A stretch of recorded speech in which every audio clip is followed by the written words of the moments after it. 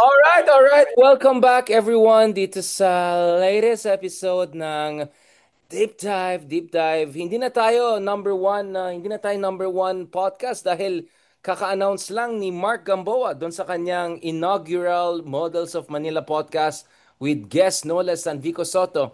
First minute pa lang ng episode niya, sinabi niya, number one political podcast in the country. So, sorry na lang, Sir Ronald. Ako at saka yung kabilang channel na paborito mo rin. So, we have been officially displaced by Mark Gamboa. Gumuho Na-outscoop yung kami. gumuho yung aking self-esteem. So bago mo, yung self-esteem mo, Sir Ron, dahil kanina nagpapaliwanag ka na sa presinto eh. Doon sa show natin sa Safe House. Watch out. Uh, Ang magandang episode yan. Ito yung episode na nakabawi si Darian sa pangbubuli ni Sir Ronald. Kasi 2-1 yata ang score namin. Eh. So nakabawi ako. Nakikip tabs kami eh. no? Sir Ronald, bago Sabi tayo ko lang, magpatagulan. ulit ko lang yung pinapaliwanag mong strategy. The Hey Darian Strategy strategy. mo yata yan. Hindi naman strategy ng gobyerno yan. Kumbaga Sir Ronald, kung ikaw nagrereklamo ka na wala kang talent fee sa mga shows namin, ako naman nagreklamo na libre ako nagbibigay ng strategy ko na kahit sino-sino, walang bayad rin. So, fair lang. Speaking of walang bayad, Sir Ronald, parang hindi natin pinag-usapan kanina. What do you make of all of this Vico Soto brouhaha? Kasi ako, I have to be very clear. I know maganda yung intention ni Vico and all. Ang akin lang, I know it sounds strange coming from me, but medyo spicy eh. Medyo bardaguls yung pagkasabi niya. Parang sabi niya, hindi, may kilala naman ako mga media na maayos-ayos eh. Pero ano, parang ganun. So, ang dami na hurt kasi feeling nila. After lahat ng kabastusan na sinabi ni Digong, after the ginawang na EJK yung franchise ng ABS-CBN, I'm sure na PTSD marami sa ating mga kaibigan sa media industry. So, Sir Ronald, bilang mga well, ako public intellectual, ikaw I don't know what's your intellected. Bilang isang intellected illegal luminary, anong take mo dyan sa drama na yan without throwing under the bus yung mga kasama natin sa estasyon? Well, tingin ko, hindi naman yan in-strategize ni Pico. Tingin ko ay mas impulse yan. Dahil, yun nga, yung nakita niya, yung kalaban niya, na malinaw naman na kahit bago pa lumabas itong list ni PBBM, ay alam naman niya ay leaves much to be desired. No?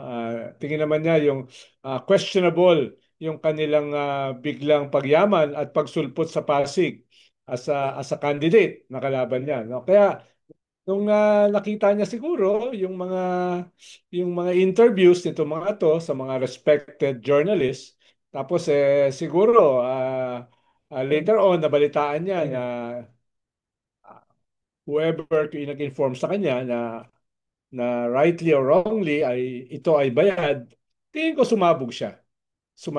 Pero tingin ko hindi naman niya fault yan dahil it's been going on for almost forever. Marami namang mga media ang hindi lang naman nakafocus doon sa kanilang vocation as journalists. Yung iba ay ah, parang PR na rin nagpi-PR, helping others no spin yung kanilang narrative. No? Kaya minsan may mga journalist na talagang nandun sa borderline, dun sa gray area between being a journalist and being guns for hire. No? Hindi ko sinasabi na may katibayan ako dun sa mga binanggit ni Pico. Pero alam naman sa industry na this thing is happening. No? Ang positibo ay at least nakakaroon ng soul searching yung industry, no? Yung broadcast media and sana lahat ng media dahil anecdotally alam naman natin yung nangyayari ito no? At Yeah, minsan I was told by yung mga lawyer friends natin na tumutulong sa comms ng mga kumpanya, ganun-ganun. Tapos next thing, ay, alam mo ba ito, binayaran namin dun sa isang campaign, ganyan-ganyan. Like, what?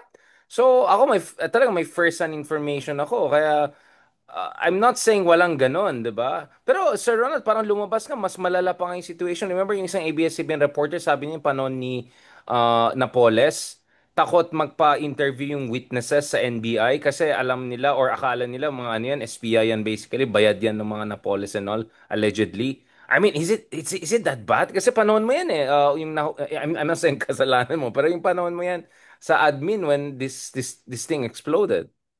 Yes, diyan nga yung panahon namin na pinagbawal yung pork barrel. No, yan yung panahon na yan eh. Pero mismo si Napoles, sinaamin niya na meron siyang network. Usually kasi yung mga tipo ni Napoles, katulad ng mga inexposed ni PBBM, ng mga contractor, ito yung linchpin eh ng mga iba't ibang mga sindikato. Sila yung putting everybody together. Politician, DPWH, media, uh, uh, security, police enforcers, etc., etc. Tapos siya yung nasa gitna. Siya yung nagpupull ng strings. Yun yung nangyari kay Napoles.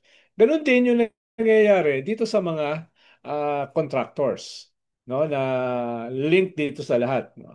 Yung iba ang sinasabi, yung mga contractors, hindi lang naman sila may kasalanan. Pero usually, yung mga contractors ang may network.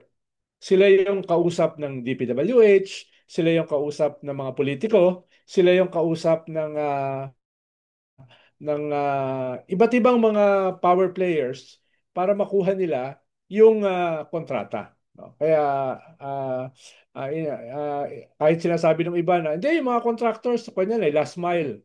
Hindi lang naman sila may kasalanan. Wala naman tayong sinasabi na sila lang. Pero usually yung mga contractors like Tapoles, sila yung fulcrum. Sila yung linchpin. Sila yung nagpo-put things together. No? Dahil hindi kaya ng politiko lang yun eh. Hindi kaya ng DPWH lang yun. Hindi kaya ng media lang yun. No? Kaya very crucial yung kanilang role. Unless yung mismong contractor ay naging politiko. Yun yung nakikita natin ngayon dito. Yung kong tractor. Yung Oo, ba? Contractor. No? Pero mas malala or kasing yung mga engineers, no? Grabe lumalabas yung mga engineers. Grabe yung mga sarap buhay, no?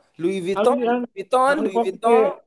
ang nakalagay kasi doon, may limit siya eh. Ang isang district engineer dapat hanggang 150 million lang yung proyekto. Ang nangyayari pala, 150 per project. Pero sa lugar niya, no? Sa lugar niya, di ba, magkakaroon ng 10 projects. So, magmumultiply yun, tenfold, no?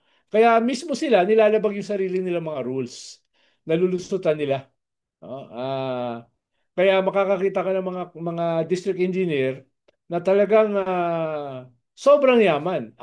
Kaya nga suggestion ko kanina sa safe house, magkaroon lang pala ng lifestyle check. No, paano ang gagawin mo naman sa lifestyle check nitong mga DPWH, District Engineers plus plus? Ita-triangulate mo lang eh. Sa LRA, yung kanilang mga properties na bahay tsaka lupa. Sa LTO, yung kanilang properties na mga sasakyan katulad ng mga Diskaya. Sa Bureau of Immigration, yung kanilang trips abroad. No? Sa AMLA, yung kanilang mga bank accounts, etc. etc. So pag tinriangulate mo yan, magkakaroon ka ng buong picture ng kanilang wealth Kaya hindi yun eksakto pero at least magkakaroon ka ng general picture. Kaya lalo na ngayon Or at least magkakaroon you can see the discrepancy. Ito yung sahod, tapos yung watch niya, 20 million, 30 million, mga lalo na ngayon na magkakaroon ka ng bagong ombudsman na hopefully babaguhin niya yung ginawa nung yung kanyang predecessor na pwede mo lang buksan ang salin with the permission nung sinasalin, no, na very stupid na policy na yan, no? At least ngayon ay may possibility na mabago yan, na maging seryoso sa salin. Ngayon, magiging mahalaga yan dito sa anti-corruption drive, halimbawa ni PBBM. Kung seryoso siya. Kung seryoso siya, meron siyang kapangyarihan eh para dalhin ito do sa logical ending eh, no? Para hindi lang siya magmukhang parang isang populist call. well, their levels of more like empty, vacuous, performative, no? Well, ako, Sir Ron, I don't think BBM even can afford it anymore. Kung ano, hilaw lang to. He has already opened a can of worms eh. Dapat paninindigan niya talaga eh. But before that, can we rewind a bit? Itong ombudsman issue is very important because we had at least two lawyers or legal personalities on this show over the past few days. We had Attorney Falsis and also Justice Carpio. Sila medyo parang they refuse to give comment doon sa mga candidates. Eh. Basically, hintayin na lang daw natin yung final three na i-narrow down ng JBC.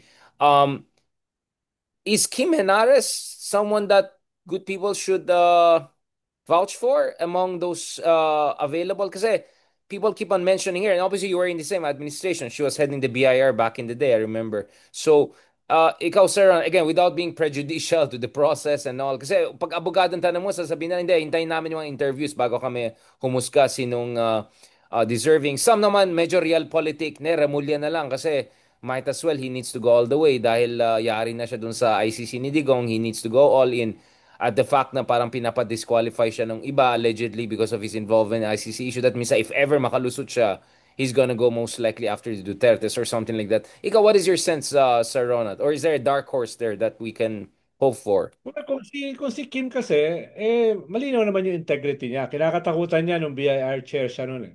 No, alam nila na hindi yan basta-basta na-threaten or nasusuhulan, no? Kaya in a way notorious siya doon sa mga tax evaders. No? Kaya ibig sabihin na hindi matatawaran yung kanyang integrity. Pero yung ombudsman kasi ngayon ay papasok siya sa gitna ng isang existential battle between two huge dynasties, the Dutertes and the Marcos. No? Kaya yun yung context ng pagiging ombudsman niya. So, papasok siya sa gitna ng isang away. At yung whether he or she likes it or not, yung powers that be, which is the government, ay directly or indirectly i-weaponize yung ombudsman. I-weaponize yan. No? Ikalawa ay siyempre gusto nila yung ilalagay nila loyal dahil he will be an ombudsman for 7 years. Ibig sabihin, he will be an ombudsman kahit 4 years na hindi na presidente si BBM. No? So, yun yung isang purpose niyan, yung unsaid, ay mag-a-appoint sila ng ombudsman who will guard their flanks. Di ba? Dahil pag hindi ka na presidente, baka yung susunod na presidente, tutugisin ka. Lalo na kung kalaban mo. So, dual ang purpose ng ombudsman at this point. Yes, ang role niya is basically anti-corruption, lalo na sa mga corrupt government officials. Pero alam naman natin na this doesn't exist in a vacuum. Ibig sabihin, papasok siya sa isang sitwasyon na may ganitong away. At yung mag-a-appoint sa kanya ay gagamitin siya sa away na yan. No? At hindi lang yon, gagamitin siya to protect yung nag-appoint sa kanya. Yun yung reality. Yun yung reality. Unless ay you are a Pinoy. Si Pinoy, in-appoint si Carpio Morales, ay pero si Carpio Morales, mismo si Pinoy ay kinasuhan. Di ba? Doon sa DAP. Ibig sabihin, walang ganong consideration si Pinoy nung in-appoint niya si Carpio Morales. In-appoint niya dahil ang tingin niya matino ito. No? Hindi niya in-appoint yon to Matino rin weapon. si Carpio Morales, hindi siya yung utang na loob kasi nilagay ako ni Pinoy doon, Oo. therefore, di ba? Hindi siya in-appoint to weaponize the position at saka protektahan si Pinoy. Ako, I know for a fact na hindi walang ganong objective si Pinoy. In-appoint niya yan dahil tingin niya matino yan. No? Pero ngayon, tingin ko baka hindi ganon yung magiging appointment ng ombudsman. Or you cannot afford to considering the stakes are existential, right? It cuts, Yes, yeah, you yes, yes. At lalo na, hindi na tuloy yung impeachment. No? Hindi na tuloy yung impeachment. So, Speaking of impeachment, can the ombudsman be the game changer there? Because kunwari, Justice Carpio the other day was talking about AMLAC, diba?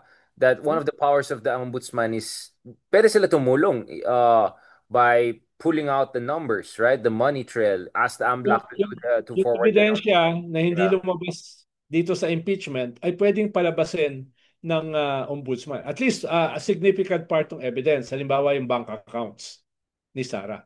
Pwede niyang pabuksan yon sa AMLA para sa purposes ng SALN, not para sa purposes ng impeachment. No? Kaya in a way, lalabas yun. No? Using the position of ombudsman. And do you think, again, cautiously optimistic, pwede bang maging game changer yung ombudsman dito? Kasi parang nagkaroon tayo ng low-level equilibrium di ba? Ito yung stance ng Senate, ito yung stance ng Supreme Court, ito yung stance ng Congress, ito yung, ano ba yung stance ni BBM, whatever. Parang nagkaroon tayo ng parang we're stuck at a low-level equilibrium kung saan hindi natin alam, are we moving towards accountability or not, di ba? Do you think the ombudsman could be the game changer or at least One of create the some game spark? changers. One of the game changers. Dahil, halimbawa, binuksan uli yung Quadcom. Focus on EJK, no? Focus on crimes against humanity. So, maraming lalabas sa Quadcom. Last year kasi, ang daming lumabas na nagulat nga ako na hindi ko inasahan yon na ililink ng Quadcom sila Duterte sa drugs. Alam natin may link sila sa Focus. Pero yung linking them to drugs, pa yun, matindi yun, no? Tingin ko ipagpapatuloy nila yan dito sa Quadcom Part 2. No? Ikalawa, meron ka pang ICC at play. At the very least, Bato at saka si Albayalde ay may issuehan ng international warrant. Di ba? Tapos sa September, magsisimula na officially yung kaso ni Digong. So that's another parallel track na may makaka makakaapekto sa political futures ng mga Duterte. No? Ikatlo, yung ombudsman na pwedeng on its own ay pabuksan yung mga bank accounts ni Sara, motu proprio, no? Within the jurisdiction ng Yeah, yung ombudsman. motu proprio, exactly. That's the Yes. important Tapos one. Yeah. ikatlo, yung kalsada. Yung possible na People's Tribunal, People's Impeachment, na may interplay dito sa ICC, may interplay sa Quadcom, may interplay sa Ombudsman. Pwede nyo makukuha, lalabas dyan sa Quadcom, sa ICC, sa Ombudsman, doon naman nila dadaling sa kalsada, doon sa People's Impeachment. So, you have a lot of moving parts no? Kumbaga, hindi pa tapos yung laban. At sinasabi mo nga, Exactly. in that scenario, the Ombudsman can play a key role. No? Whether siya yung magiging primary game changer is another thing. No? Could be. Pero may power siya. That's our point. May power siya and the timing could be very important. Right? Timing Yeah. din kasi yan eh. Na may Lalo na dahil deadlock. hindi nabuksan yung bank accounts ni Sara dahil hindi natuloy yung impeachment. So meron siyang ganung significant role dito sa landscape na magsisimula mag-unfold. Ito, it might sound like an ignorant question, Sir Ronald. Alam mo naman ako, ordinaryong tao. Um, Hindi, tanggap ko na yan. Sir Ronald, for a moment, patulan mo muna yung aking false humility. Just 2 seconds. Nagbilang ako. One, two, nagsalita na si Sir Ronald. Bago mo akong bulihin. Humility kasi doesn't become you. So, hindi, hindi ko mapalipas. Sir Ronald, okay, okay. Bago mo naman akong bubulihin. Uh, No, may nagsabi, baka naman pag matino yung ombudsman, lumabas yung shortlist, magpapalit ng money trail yung iba. Kaya ba nila gawin yan to cover their trail, yung money trail? Like, oo, mahirap dahil ito ano maging eh, ombudsman, yari tayo dyan, hindi pa pwede? anong ibig sabihin ay cover yung money trail? Mahirap i-cover Tanggal yun yung money, lagay nila sa earth, wala ba? Too late It na ba? doesn't matter dahil may record na yan May record na yan, no? They can Oo, still kahit trace it. tanggalin mo lahat yan sa bangko, the record remains, no? Yun yung lalabas Halimbawa, yung pan mo, yung millions of dollars mo, kahit i-withdraw mo bukas, no? Malalaman namin kung gaano Oo. karami yung pera mo sa Pero bangko. baka naman binayaran mo rin yung bank para tanggalin yung records, hindi ba pwede yan? Di ba mafia mo yun? Narco Hindi, style. pag yung bangko na huli, magsasara yun. Yun lang. Hindi na Sasara yun. na kami. Kunyari, ano ka, narcos ka, bobombahin ko yung lahat ng branches niyo kung hindi na tinanggal yung records niyo. Sasara yun, no? No joke. No joke. Gagawin niya, papa-assassinate niya yung bank manager. Hindi pwede yan sa Ronald. Tsaka ako naman makakapaghugas kamay naman sila dahil pinabuksan ng AMLA Oo, sa bagay. Hindi naman sila nagbukas Wala silang choice. No? Parang ganon. Kaya hindi naman magagalit yung may hawak ng bank account. Now, balikan natin ito ulit ng itong issue ng DPWH and all of that. Because one of the things I find interesting with the whole flood control issue is they outpouring, parang flood tsunami na to eh. Tsunami ng mga hipokrito, Sir Ronald, na biglang ngayon ay pro good governance. Ito yung mga parang sobrang silent kay Sarah without H, pero sobrang ingay sa Sarah with H. Di ba? Yung Iskaya is Sarah with H, di ba? Galit na galit sila sa corruption ngayon bigla. Tapos ang gusto lang nila yung pa-investigate only Congress and DPW. Parang ayaw nila hawakan yung Senate, ayaw nila pa-investigate pa. At most important, ayaw nila patingin yung mga flood control ni Digong. Ang daming flood control project pala ni Digong eh. Hmm. 12,000, lampas sa 12,000 by the time he stepped down from office. More than 11,000 at least in his final SONA. Nasa records yan ng DPWH. People can research it. Sir, ano bang gagawin natin sa mga ganitong hipokritong tao? Well, halimbawa, yung isang nakaupo dyan sa Blue Ribbon, no? Ang sinasabi niya ay dapat talagang kunyan, dapat talagang investigahan yung mga ghost project na yan. Pero parang nakalimutan niya, nakulong siya dahil sa ghost projects niya kay Napoles. No? So, yung Yun ganun ba? yung nandidiri, yung nakakadiri daw, yung ano, oh, Oo, wow. parang parang parang ano yan, amnesia ng mga tao. Akala mo nakalimutan na ng buong bansa yung nangyari sa iyo at active pa yung kaso mo, no? Hindi pa yung tapos, no? Hindi ba convicted tong isan to? Hindi Oh, katulad ng butin. Tuloy sumikat ulit si Jonathan. Sir Ron, meron ka mga update kay Jonathan Morales kasi speaking of agent Jonathan Morales, mapapansin ko may time na yung dynamic nila Maharlika parang R&R din.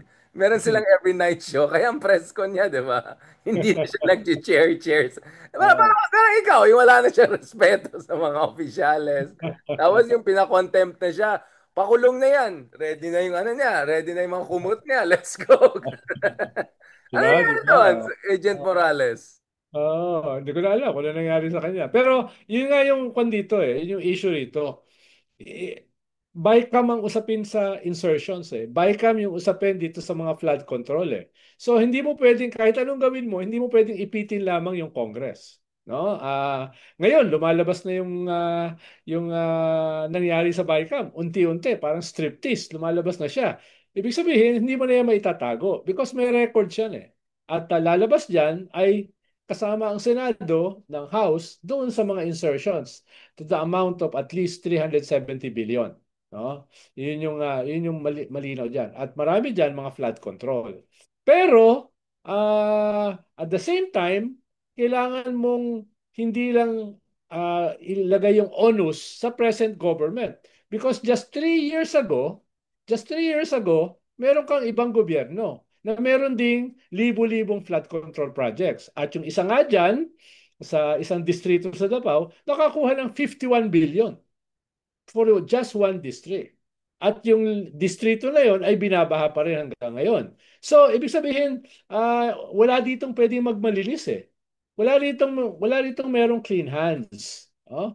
Ang Ito latest ba nga yung district, dito Sir is Ronald, na mismo nagda-drone yung show sila? eh, Ito ba yung oh, district?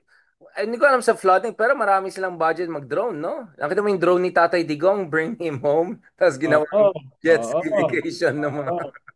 Oo, believe ka, di ba? So, lahat sila tatamaan dito eh. Kaya ang labanan ngayon, labanan ng narrative. Who is guiltier than the other? Ganun ang labanan ngayon eh. Hindi Parang tayo dalawa nagbubuli tayo, parang ganun din yan, Sir Ronald. Dito usapin ng who is kwan cleaner eh. Who is dirtier than the other. Yan yung magiging labanan ngayon, no? Halimbawa, itong usapin ni Bonoan, Secretary ng DPWH, no? Anong sabi niya last week? Ang sabi niya, isa lang namang distrito eh. At isang maliit na bahagi lang ng distrito na yon ang may ghost project. Hello, mismo yung boss mo sinasabi ang daming ghost project, di ba? Tapos ang sabi niya, last Friday, kaya daw bumaha ang Metro Manila, no? Ay dahil sa high tide, no? Parang napaka-rare naman nung cause ng baha, high tide, no? So, tapos Parang, ngayon, parang may Dolomite. Sino ulit yung... nakita mo naman, district engineer nanunuhol ng isang billionaire na kongresista. No? Hindi lang siya corrupt, he is stupid. So, 3 million lang No? in-offer mo sa Diba? isang... Oo. Hindi lang siya corrupt, Parang ang tanga napaka-stupid naman niya. nun. So yung secretary ba ng DPWH magte-take ng responsibility not only for corruption but for stupidity, no? So ibig sabihin, this guy should fall on his sword, di ba? pwedeng pa yan, hindi, Myth pwedeng of hindi, Ajax yan, ah. Ang hindi, ganda. pwedeng Fallen hindi Sword. figuratively lang yun, no? Oo, pero may pagka Greek tragedy pa lang. Sir Ronald, yan ang gusto ko Oo. sa'yo. May Shakespearean, Greek tragedy ang mga Ajax. Kaya, kaya, di ba, what's happening? Ba't ang kakapal na mukha nito mga to? Ba't hindi nila gawin yung at least pinaka, sabagay, that's asking too much, to do the honorable thing. No? Kaya sabi mo nga eh, sino mas madumi kaya kapalan ng mukha to, Sir Ronald? Pakapalan ng mukha. Speaking of kapal mooks, no? Ano masabi mo dun sa isang dating DPWH secretary na ang daming satsat ngayon? Yung pala, wala pala siyang master plan at all. And Nasa, nalaman ko, nung time ni, I think, Danny Concepcion yata ito, nung president ng UP, binigyan pa ng PhD. Honorary ng UP, no, naunahan ka pa. Dahil honoris sa causa yun. golden era of infrastructure daw. Oo. Oo. Pero ang suggestion ko sa kanila, ito kwento isang positive suggestion na mas makakabuti sa kanya kung babalik na lang siya doon sa dati niyang committee na chair siya, no? Yung Committee on Silence. Actually, Dahil ngayon na actually, sir, di ko pa alam yung boses niya hanggang ngayon. Ano ngayon ba na yung salita, boses niya? ngayon na salita siya ng salita, lumulubog siya sa sarili niyang kumunoy eh. Di ba? Lumulubog siya eh. So, tingin ko, kwanto, hindi ako hihingi ng GCash. Kwanto, pro bono advice, bumalik na lang siya doon sa kanyang Committee on Silence, no? Mas mabuti sa kanya yan, no?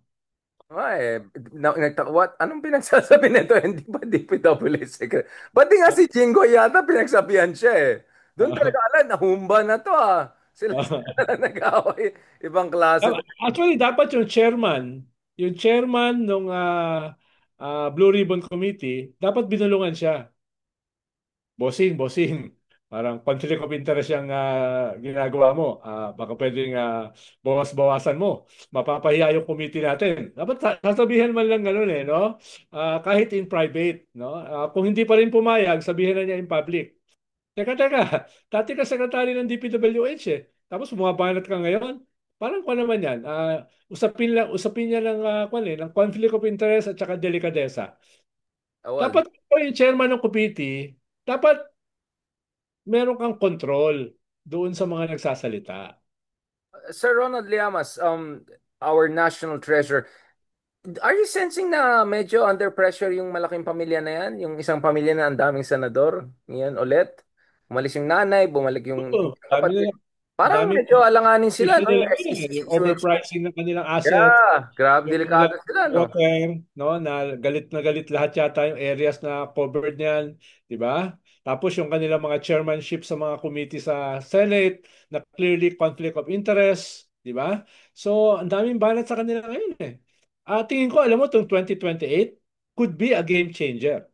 Dahil marami doon sa mga senador na akala nila shoe-in sila, katulad ng mga artista noong nakaraang midterm election, wipe out, no? Kaya posibleng ma-wipe out itong mga lintik na to eh sa 2028 dahil may outrage yung mga tao, no? Hindi nila they're fumbling all over themselves eh. Nakita mo doon sa Senado na yung kanilang sense of outrage, yung kanilang pagmamalinis. Nakakadiri kayo. I-monitor mo ang social media. Nakakadiri kayo. Wala sila nakukumbinse, no? Kaya tingin ko ang direction niyan is 2028. I mean, yun nga. So, ako, that's why going back to what I was said kanina, I don't think BBM can afford na hanggang performative charot lang to. Kasi he opened the can of worms na eh, di ba? I mean, the same way na Vico's intervention, although I know it's a different situation, but nevertheless, Vico talking about allegedly bayaran ng mga nagpo-propose na PR na journalist. I mean, BBM is open, and it's not like BBM is slowing down. He was just like in my area in Baguio the other day, 'di ba? Kasama pa niya si Mayor Magalong, 'di ba? I'm interested nga to know what was their interaction, but based on the pictures, it was not the nicest interaction. Probably it was a little bit of back and forth. Probably I don't know. Ayoko mag-ichosero. But I don't think there's way. Problema ni Wala na problema the ni king is BBM, out eh. problema ni BBM, Richard. He's balancing on a knife's edge. Thin 'Di ba? ice. Oh, yeah, he's on a thin ice. Knife's edge siya, no? In one sense, gusto niyang tumaas yung kanyang approval rating by looking for his Napoles. in a populist framework, no? Pero at the same time, ang tatamaan dito ay mga kalyado niya, no? Nasa gitna Na pwede mag-defect. Na pwede nasa mag-defect. gitna siya ng existential battle. No? Hindi lang ito normal na panahon eh. It's a survival battle. Tapos, ang pangunahing tatamaan dito sa kanyang exposés ay yung kanyang mga kaalyado. So, saan niyo dadalhin ito? In one sense, posibleng tumaas ang kanyang approval rating, no? In another sense, pwedeng mawala yung kanyang base, yung kanyang political base. So saan niya, hindi ko matansya saan niya dadalhin ito eh. Lalo na wala naman ako nakikitang political operator or strategist sa Malacanang. So who is advising him on this thing? Ah, Well, baka ikaw. Ikaw I was yata. about to mention it, Sir Ronald. So kanina, 'di ba, we gave a hint of what baka naman. I mean, naturally, I mean, your president, the BBM, Digong, all of them kept on attacking their predecessors, sometimes very legitimately, right? Especially in the case of Pinoy, 'di ba, after all the 10 years of Tita Arroyo and all of that. To actually juxtapose, no? Kasi reference bias 'yan eh. People judge you not in a nutshell, they judge you always in comparison to something else. Hindi ba naturally the best course forward for BBM is to say, yeah, go ahead, investigate whatever you want, but wag natin kalimutan. According to Senator Lacson, 1 trillion pesos ang nasayang in the past 10 years. At when you talk about 10 years, 6 years Hindi, of that hindi. is gone. Actually, kwan yun. Nung panahon ni Digong, it was around 800 billion. Nung panahon ni BBM, itong 3 years, it's almost a trillion, no? Kaya almost 2 trillion eh yung nagamit nitong past 9 years. Kay Pinoy kasi 180 billion eh for 6 years. For 6 years, ha? Tapos, para mag-continue yan, pinasa nila kay Digong yung framework. No? Yung, paano hindi naman siya matatapos ng 1, 2, 3, 6 years eh. So, dapat continue siya. Pinasa nila, pero parang hindi naman kinontinue. At mas malaki, I think 4 times, yung flood control project ni Digong kesa kay Pinoy. So, tumaas ng tumaas. Ngayon Let me naman, talk about that, Sir Ronald. Okay, okay. Before, let's talk. Kasi kanina, nagpapaliwanag ka sa presinto eh. Kasi ako, mm, sabi ko, ang tingin ko, kulang ng Aquino administration. And it's not only me. You look at the Inquirer headlines, you look at, like, great si Pinoy sa macroeconomic, macroprudential, inflation rate, interest rate, debt to GDP, ayos lahat. Pero one area na feeling ng lahat, especially yung mga, katulad namin na hindi naman involved sa government and hindi naman kami DDS or BPMers, is that kulang sa infrastructure, and the legitimate explanation is dahil sa daming kababalakan nangyari nung time ni Arroyo allegedly, they had to play it clean and play it smart, and yung effort nila, for instance, yung disbursement acceleration program na strike down pa ng kumbaga ipit yung kamay nila because they wanted to do it nice and clean and well. But you're saying it's more than that. Hindi rin na-communicate ng administration mo yung mga accomplishment nila. You were talking about yes, Secretary kaya nga. Singson and his achievements. Kaya nga sabi ko yes and no eh. Dahil, halimbawa, kung titignan mo yung tulay at saka kalsada, siya yung pinakamaraming pinagawa more than any government. No? Halimbawa, yung Skyway. Saan ba nangyari yung Skyway na kinat yung biyahe sa traffic sa Metro Manila? Nangyari yan sa panahon ni Pinoy. Yung subway, nagsimula yan sa panahon ni Pinoy. Although, it will take time para magawa yan. No? Oh, So, 2015, no, he signed that MOU with Prime Minister Shinzo Abe, just for people to know. yes, yes, Pinoy ang yes. nag-sign ng agreement na yan. Yeah. Yes, yung Calax, yung mga kwan nangyari yan sa panahon ni Pinoy, no? Karamihan ng build ni Digong, nagsimula yan lahat nung panahon ni Pinoy, no? Kaya nga inaalas si si Mark Villar noon eh. Saan ba nagsimula yan? No? Nagsimula. Anyway, so yun yung isa na hindi totally right na hindi siya nag-focus sa infra. Kumpara sa previous government, do sa 6 years niya, marami siya nagawa. No? Marami siya nagawa at marami siya nasimulan. No? May problema dahil nga si Pinoy ayaw niya nang ipagmalaki yung kanyang kuan, no? Yung kanyang mga achievement. Ayaw niya lang epal hangga't maaari ay iniiwasan niyang ipagmalaki yan.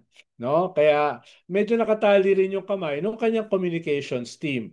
No? Yung kanyang communications team. Tapos, Wait, are you making an excuse for yourself, Sir Ronald? hindi Ano ako ba yung kasama naging sa political affairs communications, secretary? hindi ako kasama sa communications team eh. No? Ayan Ah, na, laglagan na.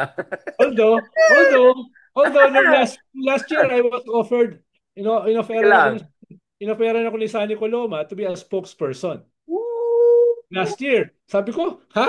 Sabi ko, Suicide mission, harak, sabi lahat ko ni will Sunny burn down Coloma, the house. gusto mo ba mag-spokesperson? Sabi ko, ha? Sabi ko, not my cup of tea. Anyway, so Ronald, that would have been fun. kaya halimbawa, ang naging dominant doon sa panahon ni Pinoy ay yung Luneta hostage drama, 'di ba? Tragedy. Tapos sa dulo, yung Mama sa Pano, no? Pero nakalimutan yung mga economic accomplishment niya, including infrastructure. Dahil nga hindi siya masyadong ganun.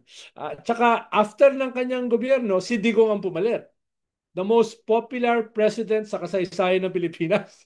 Di ba? So, natabunan yung kanyang achievement. No? Ngayon lang uli lumalabas yung kanyang achievement eh. Oo nga pala, nangyari yan. Oo nga pala, ganito, ganito. Di ba? Ngayon lang lumalabas eh, parang afterthought. Di ba? Dahil nga, nung panahon niya, hanggat maaari, ayaw niya ng epal. Tapos after nung panahon niya, pumalit yung the most vicious and yet the most popular president in our history, si Digong. No? So, lalo hindi natabunan na yung kanyang achievement. Kasi mas magaling ang political affairs secretary daw niya kaysa sa'yo eh. Ano pangalan niya ulit? Ah, Francis Tolentino. mas magaling si Talentino sa'yo, Sir Ronald. Paano Yeah, yan? hands down. Hands down, no? Kaya nga, kaya nga At pag naiisip ko, nauna siya na persona non grata sa China sa'yo, Sir Ronald. oo nga, Ikaw oo nga. Kaya nagyayabang nga ka pag kay China naiisip ka. ko siya, gumuguho yung self-esteem ko eh. Hindi mo na napapansin. Talagang sagad na sagad sa baba. Yun I'm ang so gusto ko sa'yo, Sir devastated. Ronald eh. Pero ito yung champion of West Philippines si Bigla, no? Biglang from Oo. Digong's. Kaya sabi ko, paano yung Ronald Llamas ni Digong ay biglang ngayon ay warrior ng West Philippine Sea? Siya pa yung na-sanction sa aming lahat. Although ako rin, hindi ako binigyan ng visa ng China, just to be clear ha. Pero hindi ako nag-ingay katulad niya. But anyway, Sir Ronald, sorry na lang Sir Ronald, kami may badges of honor kami, ikaw wala pa. In fact, lahat ng tao, alam mo, Sir Ronald, minsan naiinis ako kasi every time usapan ng West Philippine Sea, kaysa kami ni Justice Carpio, Jay, ang masasite, alam mo, ikaw ang sinesite, ay, nalan mo isang kwento ni Ronald na napunta daw siya sa China, ganyan, ganyan, ganyan, ganyan. Ginamit mo rin yan, hindi tuloy nakapagsalita si Walden. Nalan mo, Sir Ronald, magaling ka sa ganun, no? Wala kayo sa akin. Ako, pumunta nga ako, minute ko sila ngayon. Halimbawa, Wala kayo sa halimbawa yan. todo ko. Halimbawa yan, marami kaming ginawa na under the radar. Ayaw ni Pinoy na ilabas sa media. Halimbawa, yung mga backpedal yung mga backpedal, yung mga backdoor na mga meetings sa Vietnam, no? Na-meet namin yung Defense Minister, Intelligence Minister, Foreign Minister. Hindi lumabas yan nung panahon ni Pinoy, no? Hindi lumabas yan, no? Yung mga binabanggit ko na sa Beijing, hindi lumabas yan dahil ayaw ni Pinoy lumabas yan, eh, no? Ang sabi nga niya, ang role ng advisor is to advise, hindi para lumantad. No? Hindi mo trabaho yon na lumabas sa media. Trabaho mo, advisean ako. No? Ng Pero tahimik. lumabas ka sa media sa AK-47 at DVD. Saka DVD. DVD. Oh my God, Sir Ronald! Buti hindi ka na-kick out. Ilang beses ka. Di ba ang daming galit Ay, sa'yo? nag-resign ako. Hindi naman tinanggap ni Pinoy. Tinawagan na lang Oy, ako. kunya. Alam mo yung Oo. resignation mo, Pero yung parang, kinabahan ako Kinabahan ako noon. Baka tanggapin yung resignation letter ko. Sinabi Pero, sa'yo, pero baka ba si natanggapin? Ronald, kinako, Sir, wag mong tanggapin yan. Kunyari Oh, lang yan. sinisip ko baka tanggapin eh. Biro mo natanggal ako dahil sa DBD.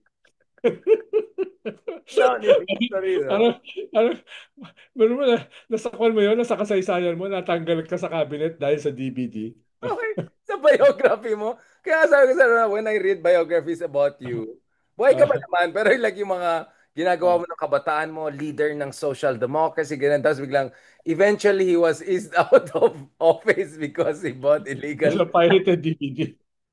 Ah, That would be really a ah.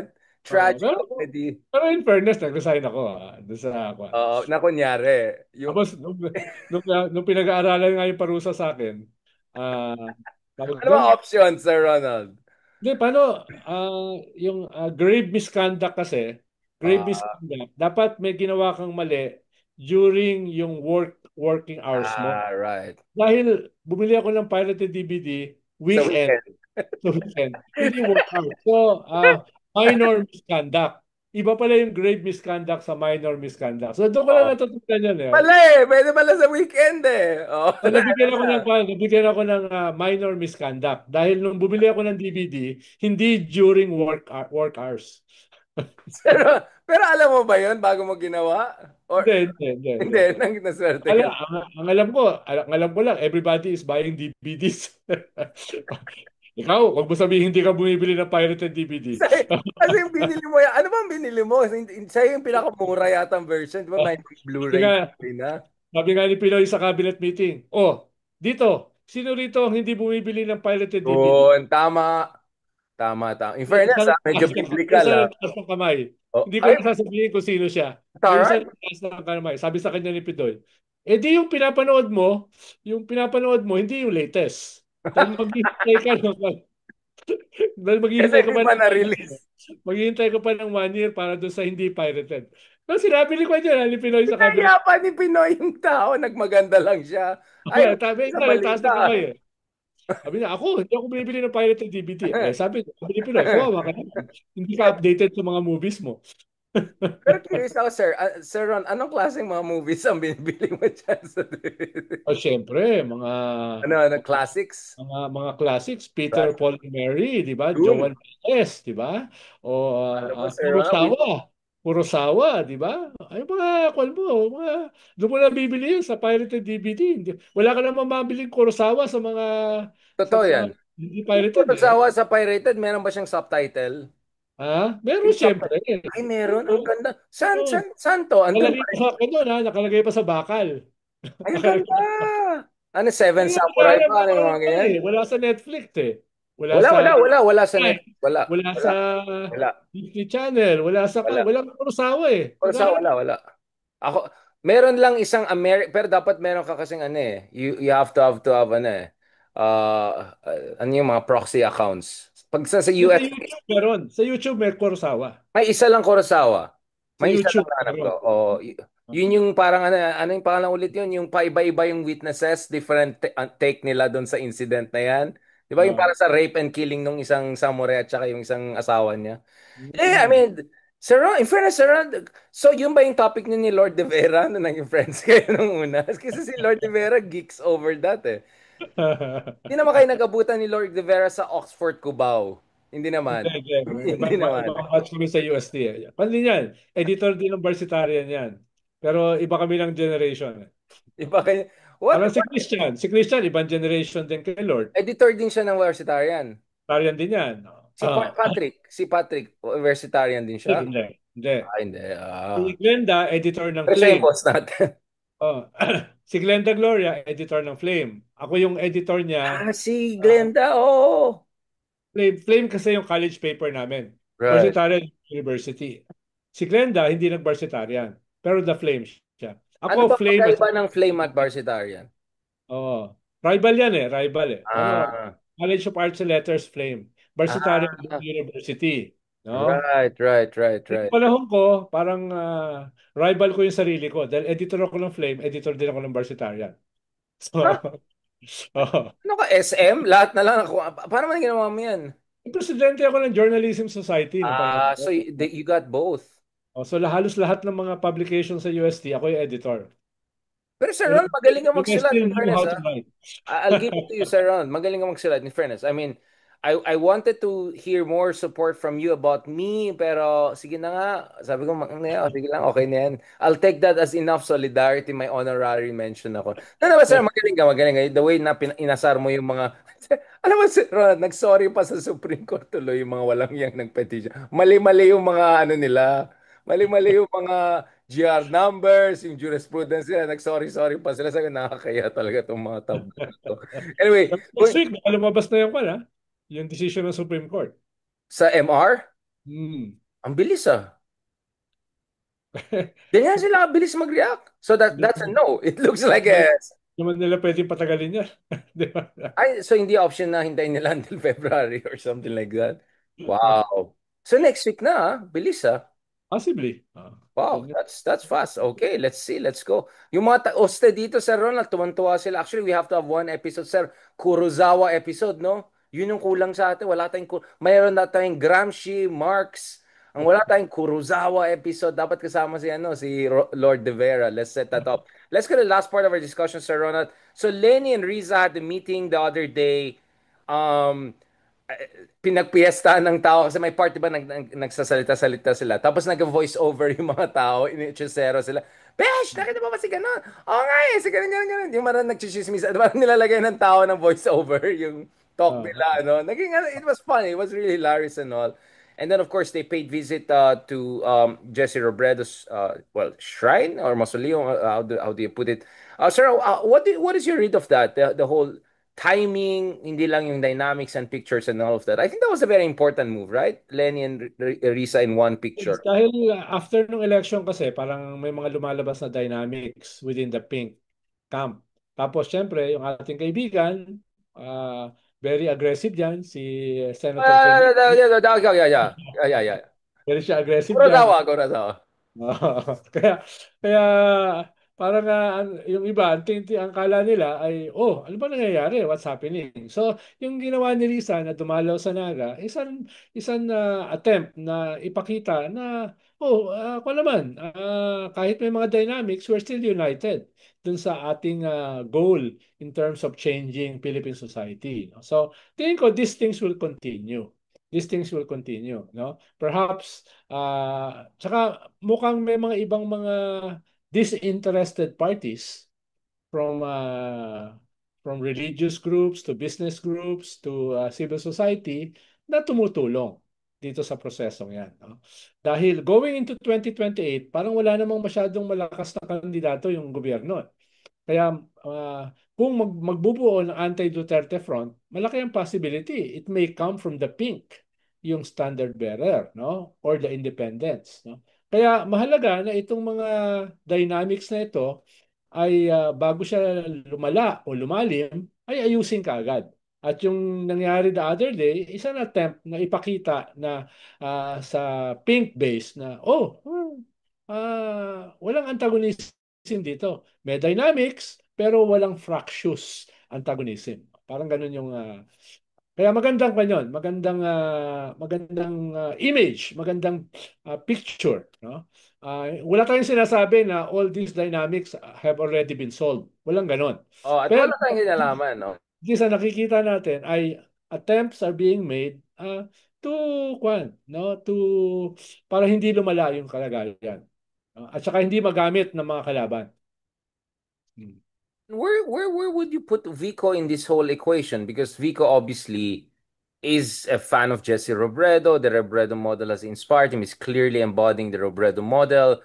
At the same time, he has distanced himself, right, from national politics to focus on what's happening inside. At the same time, kasama siya dun sa group ng Mayors for Good Governance, numbers of which, seem to be not talking a lot about the Duterte era anomalies and flood control. So raising also some eyebrows and questions on that. Like, where do you think Vico should position himself? Obviously, he's not in position to run for presidency or vice presidency, but he's still special. He's close to Akbayan, from my understanding. Clearly a progressive guy, huge potential.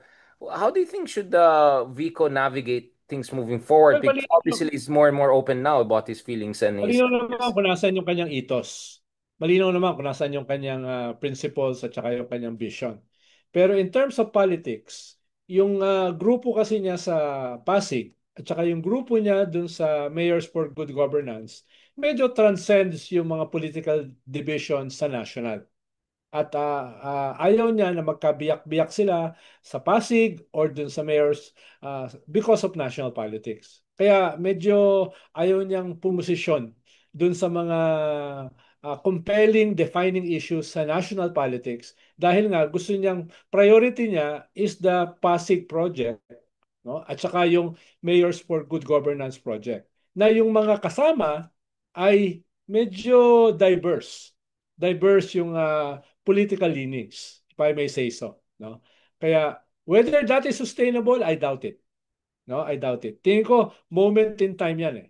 Moment in time 'yan sa Pasig na yung kanilang unity ay hindi hindi nila isinasama yung national, or itong Mayors for Good Governance na meron kang pwede mong sabihin na DDS, meron kang pwedeng sabihin na Pink, meron kang pwedeng sabihin na BBM, at meron kang pwedeng sabihin na walang linya, no? So tingin ko yun yung mas yung gustong alagaan ni Biko.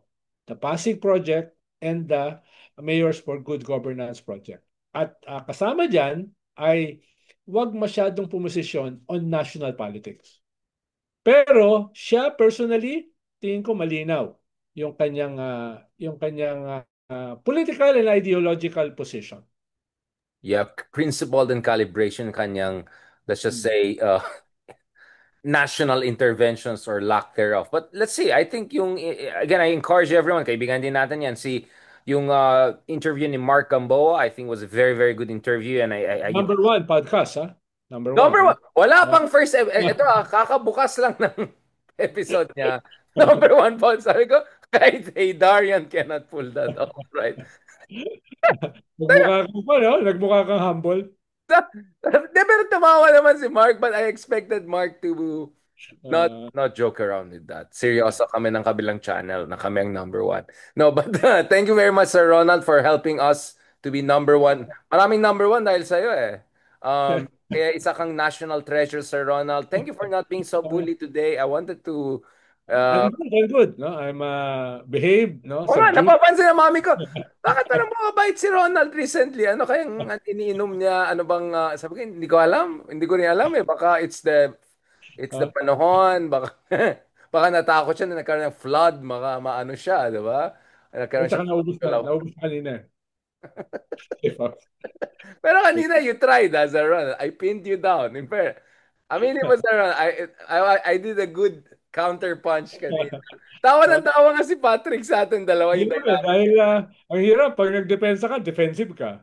Pag hindi ka nagdepensa, guilty ka. So, hirap na. Yeah, that's the Ronald perspective. But I really suggest everyone to check the Haydarian perspective. Wala rin bayad yan. Libre lang yung mga nagbibigay ng ideas. And of course, Sir Ronald, nagpapaliwanag sa presinto, bakit yung Aquino admin ng Political Affairs Secretary si Ronald, hindi ganyan Ay, kaganda yung communication. lalo na kakatapos lang ng August 21, nasa Club Pilipino ako. Kasama ko yung yellow and pink crowd. So, hindi ko naman pwedeng hindi sila depensahan, di ba? Yes, kay sir. Huling-huli na to, Sir Ronald, actually, hindi siya question about substantive thing. A lot of people would have expected you and I to be, I don't know, depressed or whatever with everything happening. Bakit kaya Sir Ronald, ganyan pa rin tayo? Is it because we are irrepressibly, ano, or meron bang Di ba? nangyayari na Pero, still gives you hope? panood mo ba yung movie ni Jack Nicholson, yung As Good as It Gets? Ha? That's a very Sabi niya, Grimace sabi niya dun sa acting. supporting actor na LGBTQI, sabi niya, sabi kasi nung actor, sabi niya, I'm depressed. Sabi sa kanya ni Jack Nicholson, you're a disgrace to depression. Parang ganun tayo eh. No, parang hindi tayo pwede maging depressed. Wala We're tayong a luxury. disgrace. We're a disgrace to depression. Baka masira yung glamour, di ba? Parang, Ronald depressed? Parang hindi, di ba? On that very not depressing note, thank Sir Ronald. Thank you so much. Maraming salamat. And hope to catch up with you in person soon later this week. We'll want to have Yeah. the Quadcom, Justice Carpio, the rest of the gang. Balikan din natin si Justice Ascuna. Especially now that you're saying baka there's a high chance na there'll be a Supreme Court final ruling, hindi lang executory soon. So, ang dami natin pag-usapan. Thank you so much, Sir Ronald. Liamas, isa kang national treasure, pero Mahirap maging national treasure kung wala kang sahod eh. Sir Ronald, ito yung mga tinatawag na empty symbolic, charot, charot. Para lang matahimik ka na. Yun na, gawin ka namin national artist. Pwede ba, Sir Ronald? The I national would artist. rather have a salary than a national treasure. Yan. Alam mo, Sir Ronald, ma-amlak ka rin sa kakaganyan mo. On that very Ilocano note, very practical note. Sir Ronald, may utang pa ako sa'yo ng magandang gift. Don't worry, may utang ako sa'yo. Lagi Hindi naman ko alam sa sinasabi. mga kabilang ano, pero ako. Hindi mo naman kinikwento eh. Para, para kay Ilocano. Mami Hanggang ko kwento nasa na, room pa eh. Oo. hanggang kwento na lang. Grabe ka naman, Sir Ronald. Meron naman kaming resibo ng lahat ng binigay. May resibo, di ba? On that Okay, very sige. counting See note, you. see See you you. po.